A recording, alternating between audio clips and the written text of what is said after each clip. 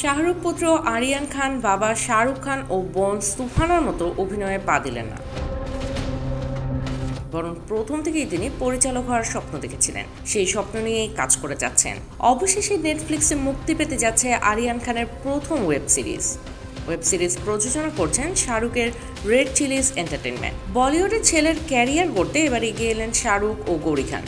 সম্প্রতি সামাজিক যোগাযোগ মাধ্যম এক্স হ্যান্ডেলে শাহরুখ শেয়ার করলেন এই সুখবর। শাহরুখ লিখেছেন, আজকে দিনটা খুবই স্পেশাল, কেননা নতুন এক গল্প দর্শকদের সামনে তুলে ধরতে চাই। রেড চিলিসের হাত ধরে আরিয়ান খান নতুন যাত্রা শুরু করলো পরিচালক হিসেবে।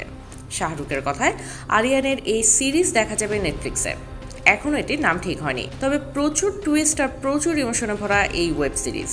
কিছুদিন আগে মাদককাণ্ডের পর ছেলে আরিয়ানকে নিয়ে খুবই দুশ্চিন্তায় ছিলেন শাহরুখ। তবে ধীরে ধীরে সেই দুঃসময় কাটিয়ে আরিয়ান নিজের পায়ের মাটি খুঁজে পেয়েছেন।